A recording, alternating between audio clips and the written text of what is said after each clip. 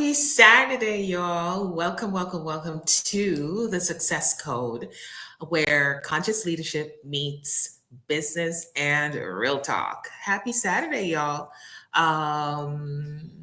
Okay, so I'm going to remove this. I'm trying something new today. Happy Easter for those of you who are celebrating. I hope you're having a relaxing day today.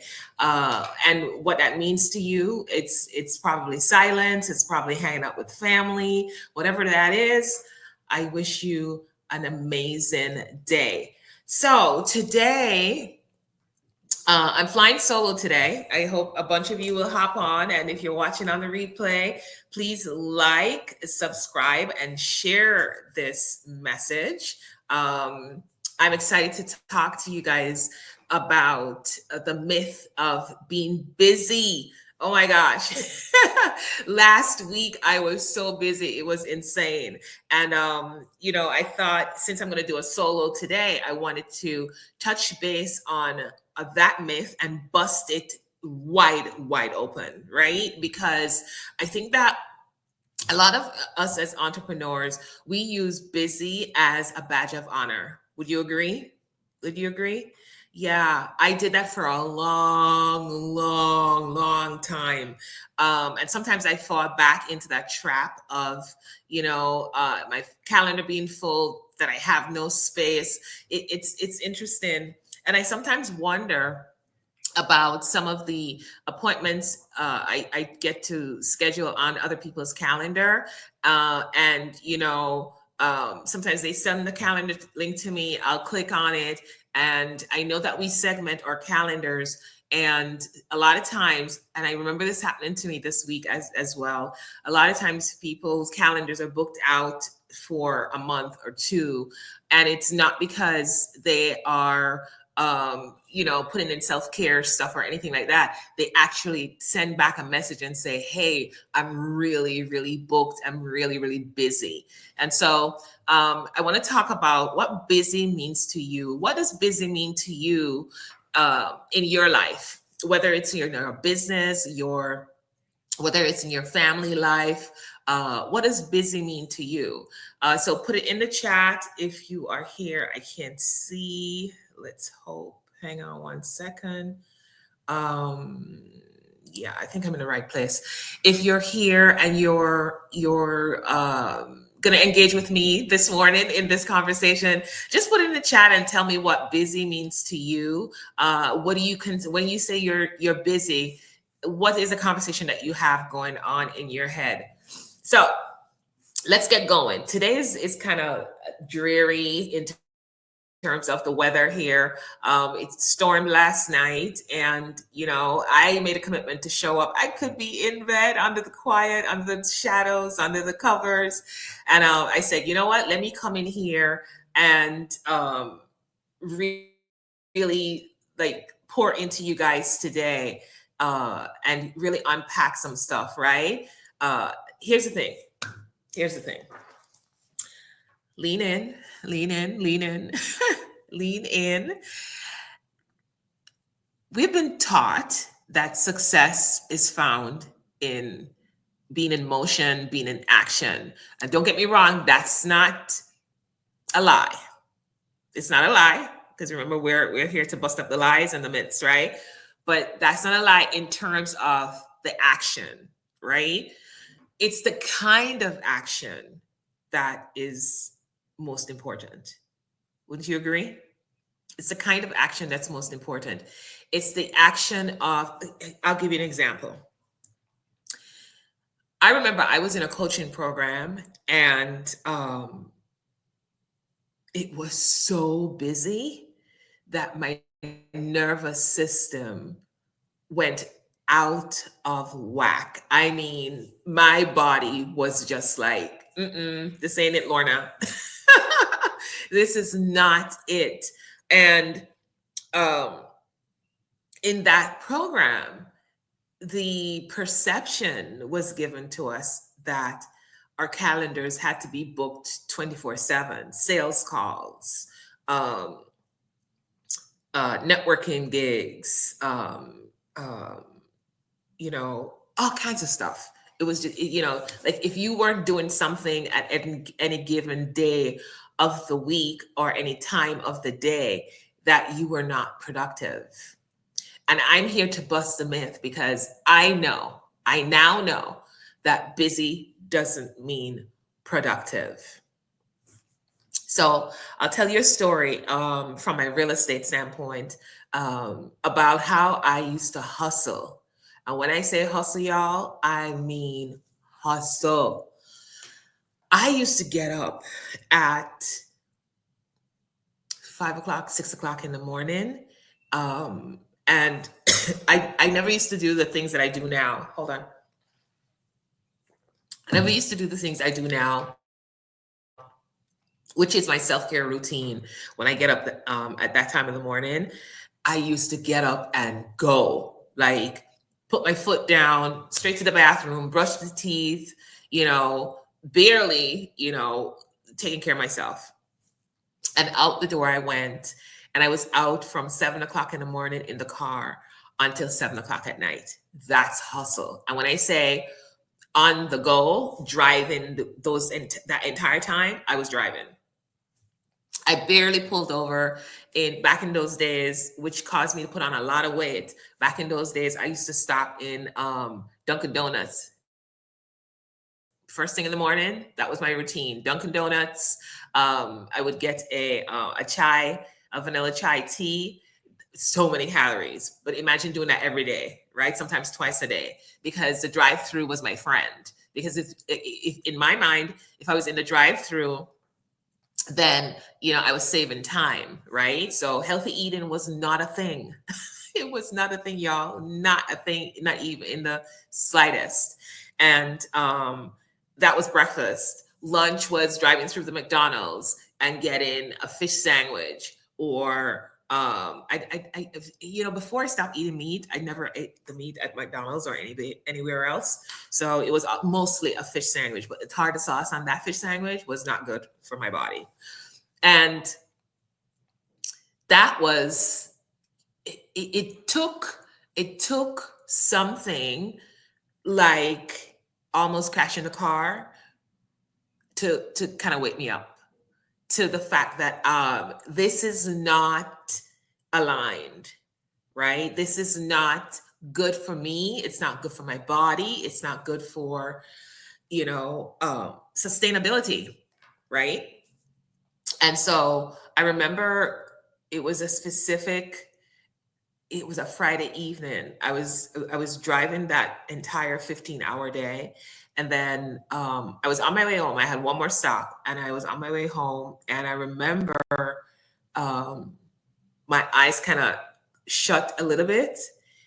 And then I opened them up and, like shook myself out of it and kept going. And I remember the road I was on, as I'm telling you, it's going through my mind as I'm talking to you right now, because it's so like, this was such a pivotal moment for me in the hustle. And I remember I got into like the village area, and I was going like, it was a slight turn of the road, and my eyes closed again. And I remember just that close took a little bit longer. It took a little bit longer for me to open my eyes back up.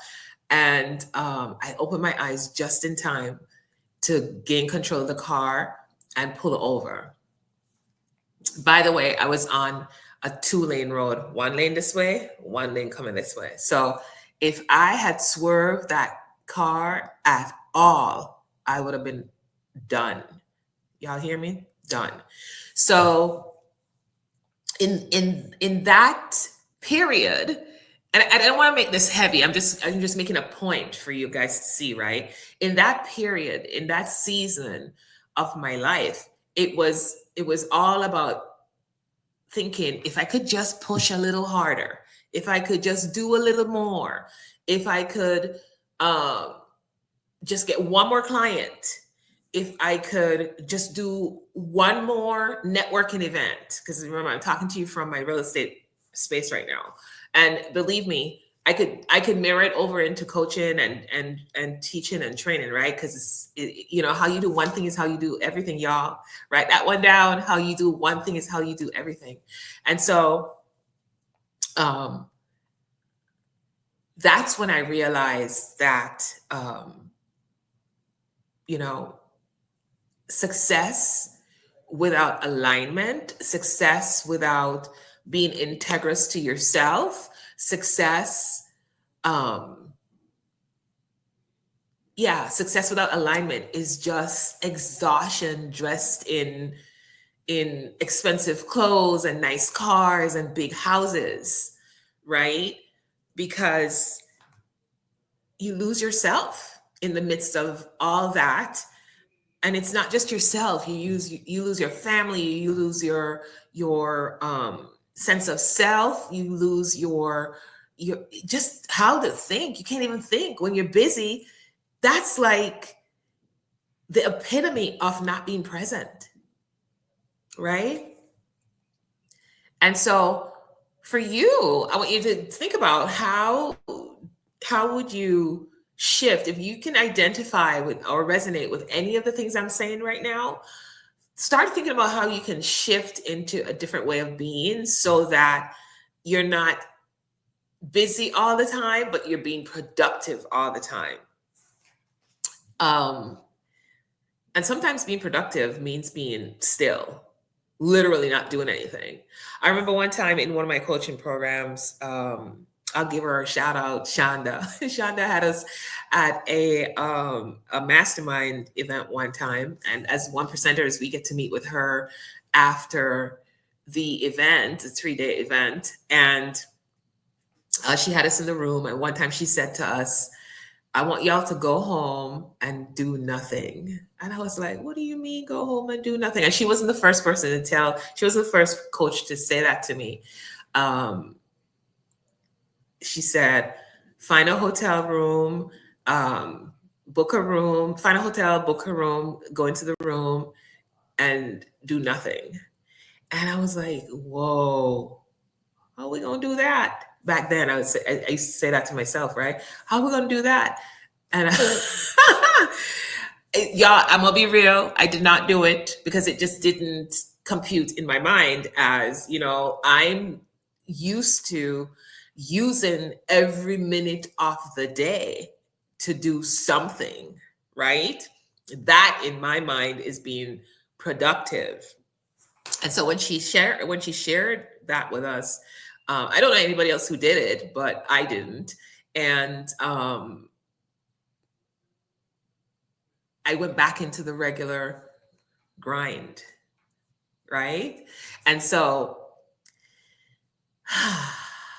let's talk about for a minute, like why this myth of always being in the grind is a thing, and who benefits from that thought process, right? Who benefits from that myth, right? So we've been told that we get to grind because it's profitable, right? We've been told, but okay, but hold on. We've been told it's good to grind because it's profitable. But my question is, profitable for who? Is it profitable for you? Right? Or is it profitable for other people, the person or the people who are saying that it's profitable, right? And here's the thing, guys. I'm gonna shed some light for y'all today, because again, I don't speak to you from, esoteric. I'm speaking to you from experience, and I'm speaking to you from my experience, and I'm speaking to you from the experience of my mentors, my teachers, my the people who I've studied who are successful. So we've been told that grind is profitable, but it's profitable for those people who are in that hustle culture of, selling courses, right? Coaching and coaching from that energy. But is it really creating clarity, right? And this is what I want to get to, because hustle culture sells courses. We can all agree on that. It sells courses because you always want to know what's the next thing to do. You always want to know, like, how fast can I do the next thing to realize success? But here's the one thing. Nobody talks about the level of dopamine that gets released in your brain and therefore into your body that causes all these other side effects, health side effects to your system, right? And so, how do you shift out of that, right? How do you shift out of that? Um, Before I go there, I want to talk about the illusion of productivity. And I want you to write that down, the illusion of productivity, because I remember when I was coaching with a specific coach. Y'all, I always have a coach. Just saying, I always have a coach. So I was coaching with this woman. She was a really high ticket, high energy. She was high everything, right? Coach. And the one thing that I learned from her, even though she was high energy and high everything, productivity, I learned what productivity was when I was in her space. And I remember at first it was unconscious for me. I was in her space. I was in a 1 year program, but I was in her space 6 months out of the year, right? So imagine you're a business owner and you're coaching with a coach, and 6 months out of the year you have to travel to the coach for training and coaching and all the experiences that was in her program. 6 months out of the year, I was not even in my business, right? Watch this. I was not in my business for 6 months out of the year. And when I coached with her that year, I gotta tell y'all, I made more money than any of the years prior in the business. And I was 6 months of the year not in the business. You always hear people talk about work on your business, not in your business. That was a perfect example of that that quote. Work on your business more than you work in your business. Spend 20% of your time working in your business. So 20% of your time working on your business. I'm saying that wrong. Spend 20% of your time working in your business and 80% of your time working on your business, right? And working on your business can look like a lot of things. And I could do another segment on that. But working on your business can include a lot of things, including your self care. Because one of the things that I had to learn in that process and dissecting what was working was the fact that I was giving myself self care because I was being coached to give myself self care. Right. So, you know, when you really become present to how you're moving in your space and realizing that, okay, if I turn around that Pareto principle in my life and my business, where 80% of the time I'm working on myself, I'm working on my business, right? And I'm working on my family and relationships, then you can see how that 20% result is going to be so much more impactful than if you're spending 80% in your business, which is the busyness that the hustle culture promotes, right? That is why you get to have a lot of clarity around what you're creating, both in your business and your life, right? Because that's going to dictate how you split that 80/20 principle, right? If you're not clear on why you're doing the thing you're doing, or you're not clear on even what you're creating, then that's the grind, y'all. That's the grind. And I'm here on a mission to shift that for myself and more importantly for y'all, because I strongly believe that when you shift one person, that's shifting consciousness, right? And if one person shift consciousness and they share that new awareness to somebody else, then consciousness shifts again. So the more each of us shift in that consciousness, then the more elevated the consciousness is going to get, right? So, what if we could reframe? I'm looking at my notes to make sure I don't miss anything. What if we could reframe that business and talk about how what real success could look like with intention, right? With intention, right? So we talked about the clarity. What are you really building? Yesterday, I was on a call. It was actually a mastermind, and we were masterminding a lady's business. She was just starting out a new project in her business, and one of the things, she was talking about all the things that she was doing and what she thought everything was going to be for the consumer, but she lacked clarity on even why she was doing what she was doing. And that was her big takeaway. Now, mind you, this is somebody who has been in business for over 20 years, right? And she didn't have clarity. And I'm pointing this out like so deeply because a lot of times we are in business for a long time and we think that we know everything. And when we're starting a new project, we feel like, oh, I've already done it, so I know what I'm doing, and not open to other ideas that could either collapse time or streamline processes or just make things easier, or for instance using AI to strategize, and sometimes using AI as a part of the process to make the process more seamless, right? We're not open to those things. Well, this is what a great mastermind does, because the things that you think you already know, sometimes they become obsolete. And when you have more than one mind thinking about a thing, that one thing, there's so many possibilities that show up, right? And you'd be like, oh, I didn't think of that. Anyway, so that was a side note, but let's get back on track.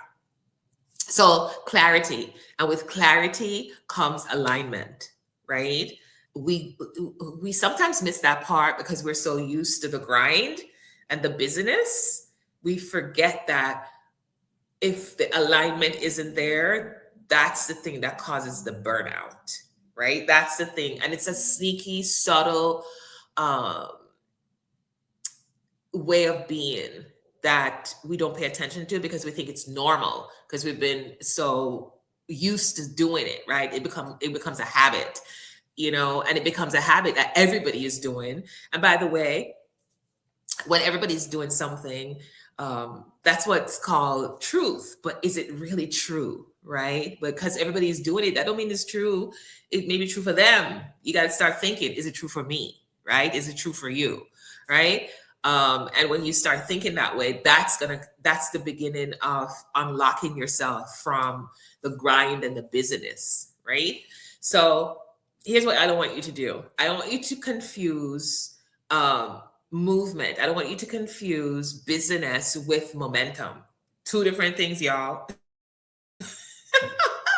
It took me a while to get to that one. Busyness and momentum are two completely different things, because you can have momentum sitting still. Yes. I don't mean you're not in action, but it's inspired action. And it could be too that you're not in action, because it could be too that you are not in action, but somebody else is in action on your behalf. Oh, let me say that one again. It could be that you're still and somebody else is in action on your behalf, causing and creating momentum. Y'all, I hope you caught that one.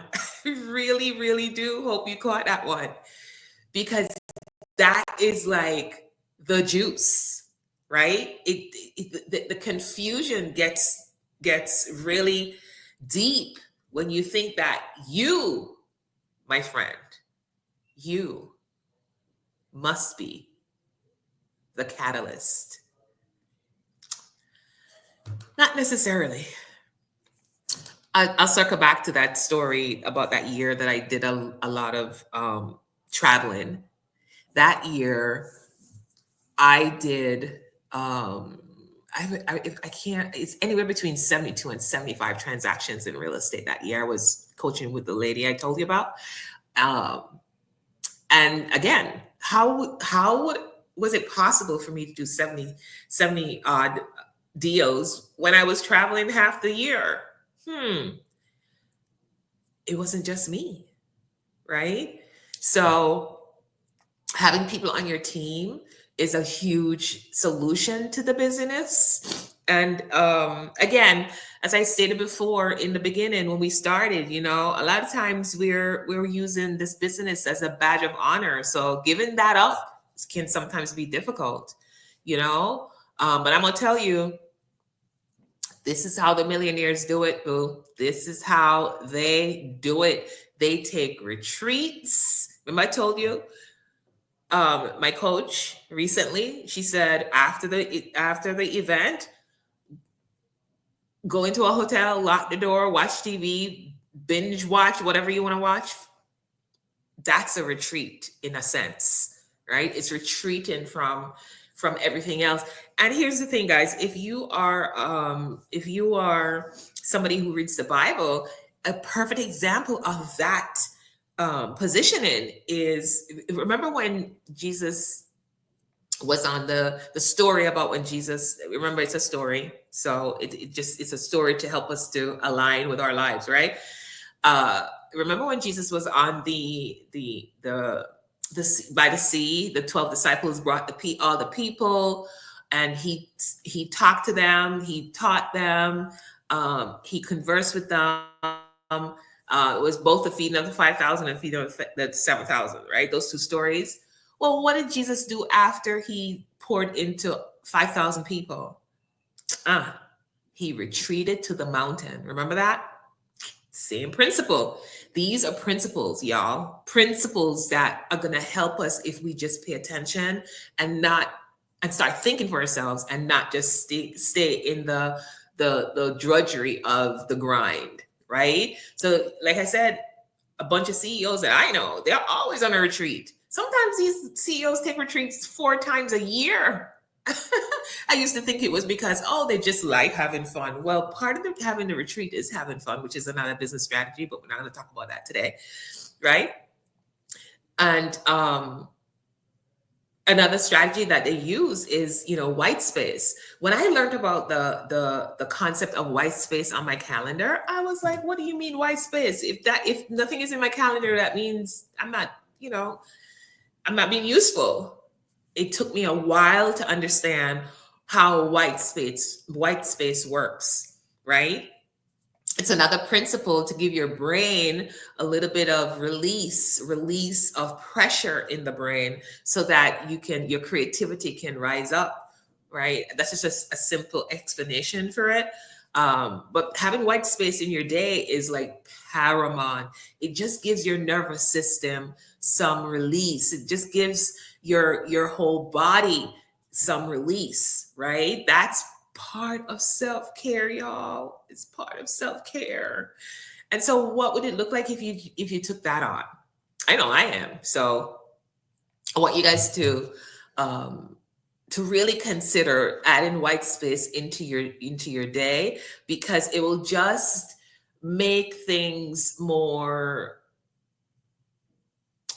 a line is coming up again, but I want to say easy. It's going to make it easy, because when you give yourself space, your creativity can flow, right? The ideas can come. I know sometimes when I do that, so many ideas come into my space. I have to start recording because there's so much, or just write it in the notes in my phone because there's so many ideas that just start flowing. It's really a principle and a technique that has been lost in translation in our world of entrepreneurship, and it's necessary. It's actually necessary for us to use that strategy to create the momentum that is required, right? Because when you get those ideas, they're gonna come to you, and you're gonna be like, oh, when you start thinking and working on your business. This is part of working on your business. Then you start figuring out, oh, we could do this, we could do this, we could do this. But you release yourself from that pressure that you specifically have to do it, right? Then you get to the idea of teams. And I just want to do a little bit here today. Since we're talking about teams, we're going to be doing a masterclass on April 30th for anybody who wants to create this new way of doing business and creating momentum in your business. I'm going to have my guest speaker, Jen Duplessis. She's the queen of building teams and scaling. She's going to go deep into this piece on the masterclass on April 30th. So the link is going to be somewhere under this recording. So you can just click in it and register and clear your calendar, y'all. I'm going to tell you to clear your calendar, because when you clear your calendar, we're going to take you from where you are right now, being busy in your business, to where you want to be, which is working on your business, not in your business, right? So, and that's learned behavior. That's learned behavior, y'all. Because I see a lot of, although I talked about the CEOs who go on retreats, they a lot of them don't do it.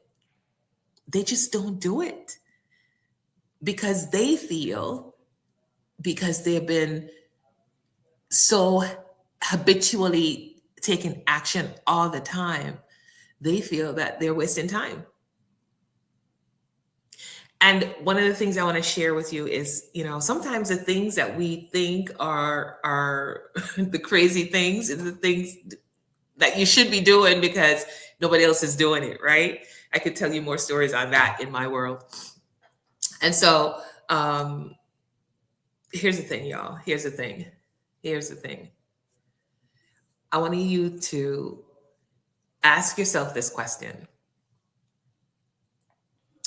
When was the last time you actually sat still long enough to hear what was actually important to you? Now, I know you're going to say to me, oh, my family's important. My business is important. My relationships are important. All the things, right? I know you're going to tell me that because that's what you're programmed to say. And if that is it, that's okay. Remember, I'm here to disrupt your thinking so that you start to think for yourself. That's why we do the Success Code, y'all. I'm disrupting your old way of thinking. What could it look like that you still have, or the level of success, or even higher, but from a different thought process, a thought process that's more productive than grinding? What would that look like for you? Just think about it. I'm inviting you into taking the pause to think about it and what it could look like. How would you move in the world? Would you still get up in the mornings and just go? Or would you get up in the mornings and be still for a minute? If it's even 5 minutes. And think about what you want your day to look like. And also have some white space of possibility. What could it look like without me putting something in the space? As I was coming down to start this recording this morning, I was listening to something, and it was talking about how, how we fill every minute of our day because we are avoiding something. I don't know, maybe. But again, think about it. What could you be avoiding? What could you be not wanting to acknowledge for yourself? Yeah, think about it. Yesterday, I was in a conversation with a young lady, very successful. I mean, if you read her credentials, I was like, oh my God, this chick here, huh? And she was sharing that she's at a point where, life gets to be different from what she is used to having because it was no longer appropriate for her. And the only way she got to that was because she took time to be still. She created white space in her days so she could get clear and aligned with what she wants for the next season. So again, I'm not sharing this stuff with you out of, a book. I'm sharing with you from the experiences of myself and other people that I surround myself with. Because I think that, one of the things we get to do continually in our life is learn about who we are, learn about what we want, learn about what we like, not because somebody else says, oh, you should like this, but because you really, really, really, really like it. Right? So here's my invitation to you. I'm going to wrap this up in a few minutes. I'm going to invite you into some things to do, y'all. Some things to do, but these to-dos are not. And then, you know what, before I do that, let me talk about real quick the to-do list, because I see it coming up all the time. And there's somebody who I study, and they brought to me the idea of creating a not to-do list. So what not to do instead of to do, right? And I'm going to invite you into that. Create a not to do list, because in this context, I believe it will support you creating the white space in your day, the white space in your calendar, and therefore the white space in your life. Create a not to do list. These are the things that I'm not doing today, right? And if you put that out in the world, your calendar will probably clear right away. Right? And the to-dos will get shorter. Because here's the thing, the to-do list, I know when I write a to-do list, it creates frustration a lot of times. It creates a level of being anxious, even though I don't like that word, but it creates a level of being anxious. And when you're anxious, that's the dopamine filling your brain, and then you're not thinking clearly, right? Because dopamine is that neurotransmitter that just shoots all kinds of things in your head, and you're like, you can't think.